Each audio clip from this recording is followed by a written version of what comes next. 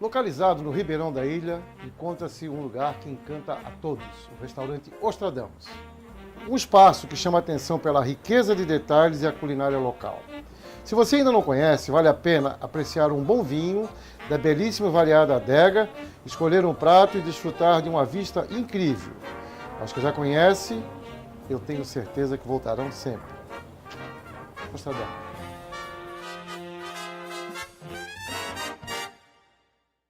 Volta ao programa Box 32 para a TV com o canal 36. Vamos continuar a nossa conversa com o advogado Roberto Pugliese, que está nos esclarecendo aqui dúvidas sobre o maior drama daqui do litoral, que são os terrenos de marinha e também os rios. Né? Doutor, o senhor tem vários livros editados. Um é sobre terrenos de marinha? Um deles. E onde está? Onde é que ele pode ser encontrado?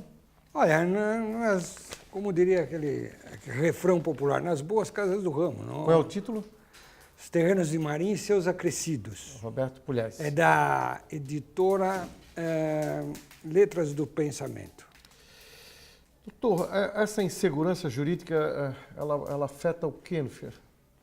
Enfim, a pessoa não sabe o que fazer.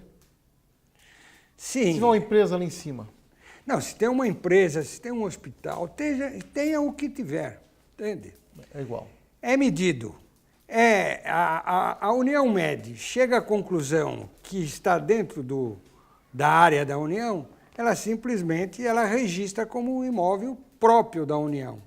E no ano seguinte, o antigo proprietário começa a receber uma cobrança pela ocupação do imóvel. É, uma coincidência muito infeliz, por sinal, né? O senhor estava tratando de uma ação contra a Samarco, porque já vinha poluindo, né, o Vale do Rio Doce lá no Espírito Santo. E, de repente, veio tudo abaixo. Como é que ficou isso agora?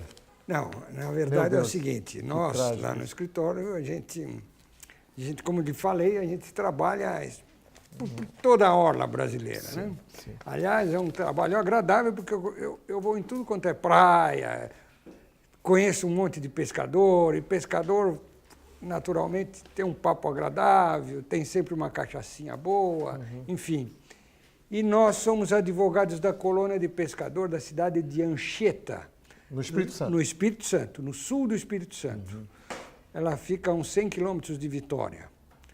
E essa colônia de pescador sofreu uma poluição ambiental por parte de um porto, de uma dragagem de um porto que pertence a Samarco.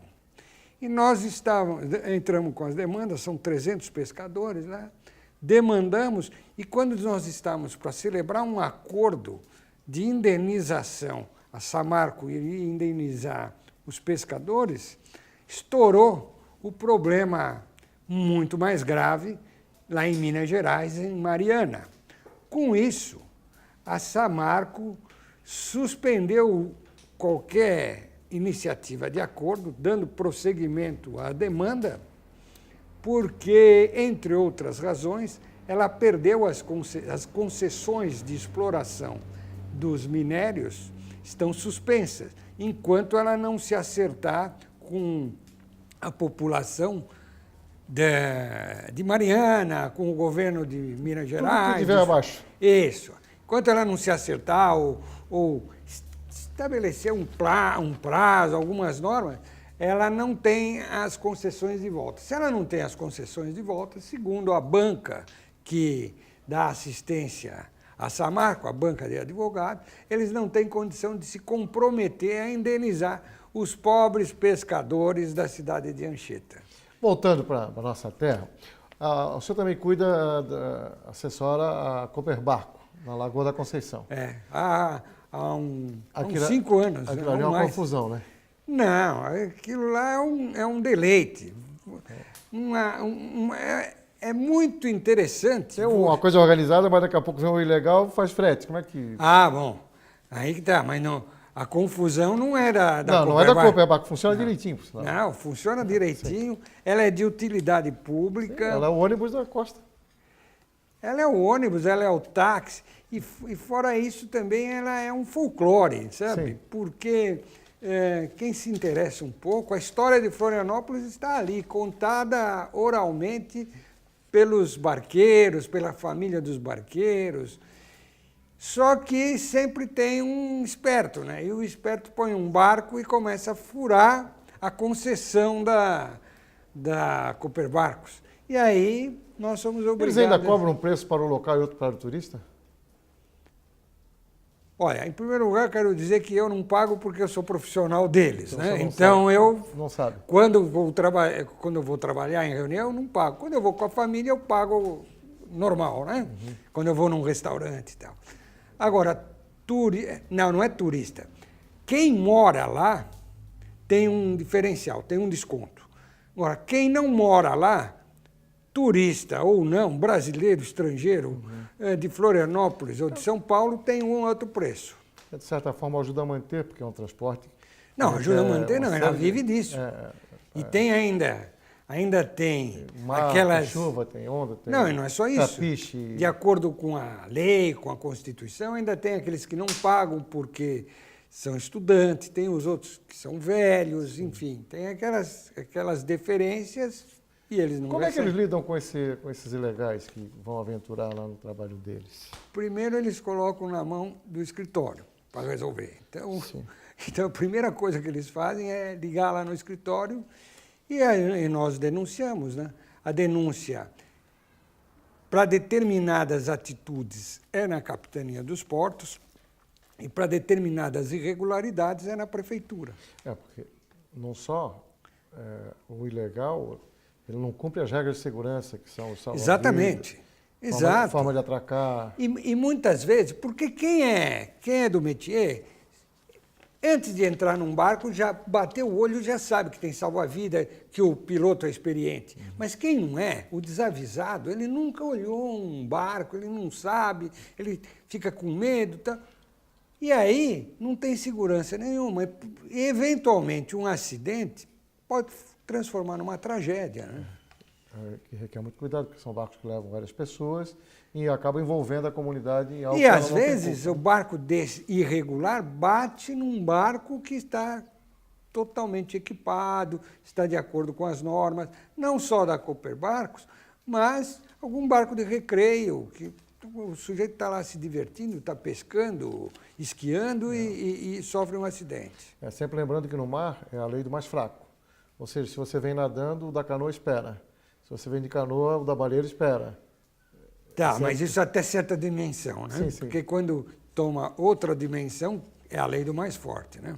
Você tem que dar passagem para o transatlântico. Você tem Sim. Não, são rotas gigantes. Mas ali tem uma rota, né, que é obedecida e que Sim, porque a estrada naval ali. Exatamente, porque ele vai parando de ponto em ponto para descer e subir gente. Sim, aquilo ali é uma rota preferencial. Doutor Roberto, a gente sabe que a Ultracargo, lá no Porto de Santos, foi responsável por um incêndio com grande impacto. O que o senhor tem a dizer sobre aquele acontecimento?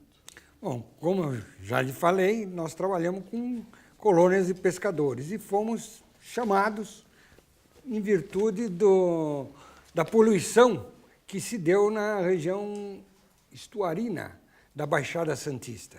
Então, são aproximadamente 1.200 pescadores dos municípios ao redor do porto que estão pleiteando indenização da Ultracargo em virtude da poluição e da proibição de não poderem explorar mais a pesca profissional naquela região.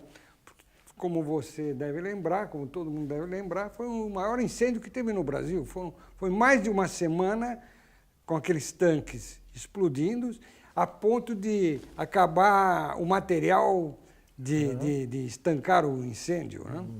E os pescadores estão no desespero, porque eles precisam de uma bolsa para sobreviverem, e só agora que eles estão retomando as atividades pesqueiras, até porque a população também se afastou, deixou de comprar peixe na Baixada Santista.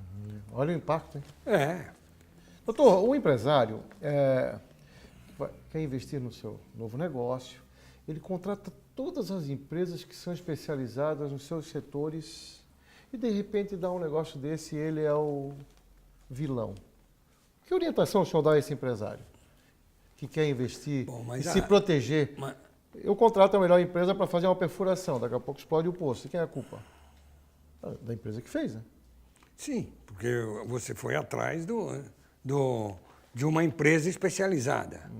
Que conselho o senhor dá a um empresário que vai entrar agora num ramo que tenha esse tipo de insegurança, principalmente com incêndio, com meio ambiente? Não, eu acho que aí não é esse empresário que vai entrar, não. Eu acho que aí é questão de bom senso, né? Eu acho que isso é cultural. O brasileiro está acostumado que não há punição, primeiro. Impunidade. A impunidade é regra aqui no Brasil. Então, isso também... Outra coisa, a remuneração, ela é baixa no Brasil. Em níveis internacionais, o brasileiro é mal remunerado, as empresas são mal remuneradas. Isso faz com que nem sempre os investimentos necessários para proteção, para segurança, são observados. E se for observado, o custo da produção vai ser muito alto. Então, o que na minha visão, precisava? O governo intervir de forma enérgica e ter a punição como lema. Você deixou de cumprir a lei, as regras mínimas de proteção, é processado, tem direito à ampla defesa, aí cadeia, indenização e assim por diante. Mas, atualmente, de uns bons tempos para cá, eu acho que ficou tudo largado. Mas está mudando, agora está mudando. Estamos vendo um novo Brasil surgindo. Ainda vai ter problema, mas... Mas isso de um novo Brasil, eu pensei quando o Collor foi para a rua. Hoje ele é senador. Pô. Pois é. Bem, nós hoje tivemos uma verdadeira aula sobre o litoral e as suas demandas atuais com o Dr. Roberto Pugliese. Muito obrigado, doutor. Eu que agradeço o espaço e ter a oportunidade de estar falando aqui no seu programa. Parabéns pelo seu trabalho. Muito obrigado. E chegamos ao final de mais um programa Box 32 pela TV com o canal 36. Muito obrigado a todos e até a próxima semana.